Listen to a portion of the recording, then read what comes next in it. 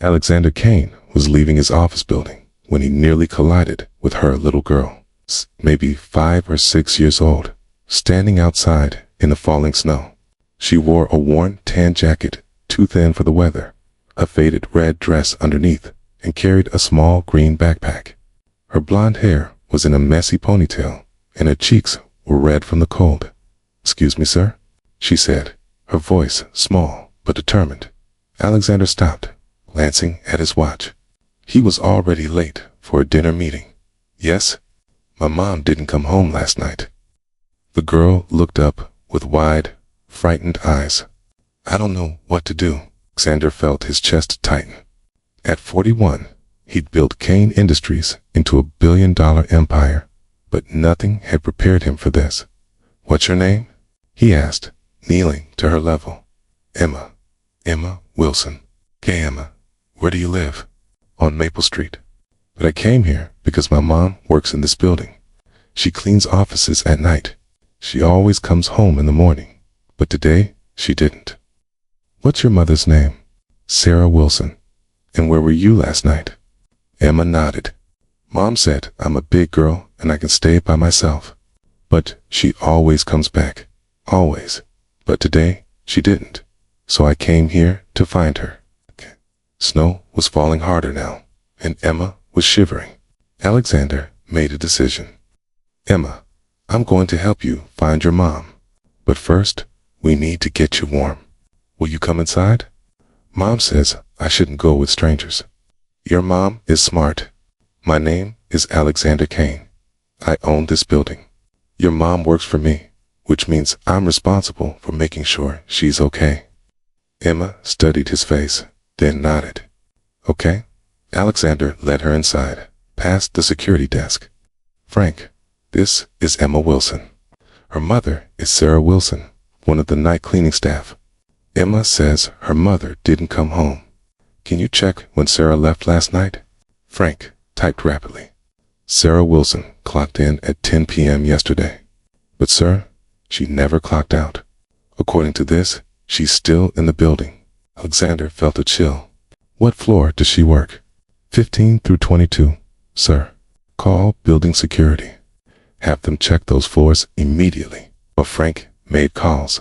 Alexander looked down at Emma, who clutched his hand tightly. "Okay, Emma, the security guard is going to find your mom.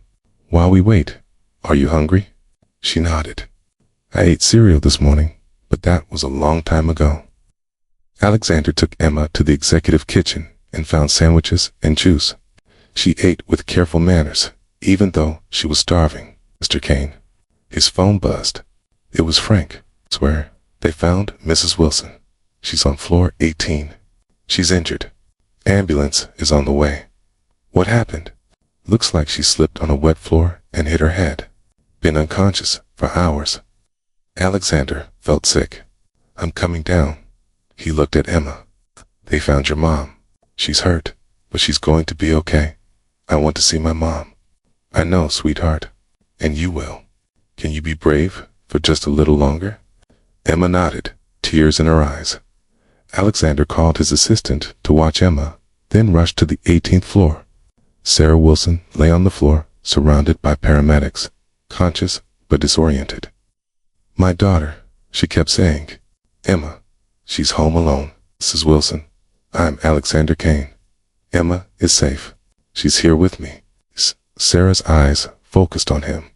Oh God, she was alone all night. She was very brave and very smart. "She came here to find you." At the hospital, Alexander waited while Sarah was treated for a concussion and broken ankle. Emma sat beside him, clutching a teddy bear the staff had given her. "Is my mom going to die?" Emma asked quietly. "No, sweetheart. She's going to be fine." "Mr. Kane, are you going to fire my mom?" Alexander looked at her in surprise. "Why would I fire your mom?" "Because she didn't finish cleaning. She always says she has to work really hard so she doesn't get fired." Alexander felt something crack in his chest. "Emma, I promise you, your mom's job is safe."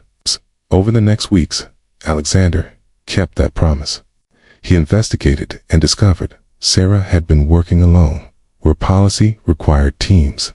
He terminated the cleaning service contract and brought staff in-house as direct employees with better pay and benefits. But more than that, Alexander found himself unable to stop thinking about Sarah and Emma. He visited them regularly, bringing groceries and helping Emma with homework while Sarah recovered. "Why are you doing this?" Sarah asked one evening. "You don't owe us anything." "So I do." Emma was alone because someone in my building got hurt and no one noticed for hours. But more than that, Emma reminded me that behind every employee number, there's a person, a real person with a child waiting for them. 3 months later, Sarah had recovered. Alexander had discovered she had a business degree she'd never been able to use. He created a position for her in HR, focusing on employee welfare programs.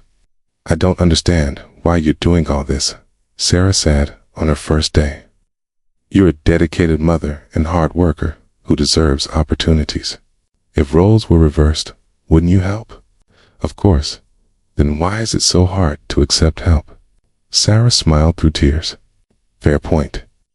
A year later, Alexander stood in his office looking at a framed photo of Emma, presenting him with a handmade card that said, "World's Best Boss" in crayon. Sarah appeared in his doorway.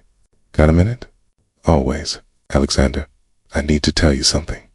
Emma keeps asking when you're coming for dinner, and she draws pictures of the three of us together.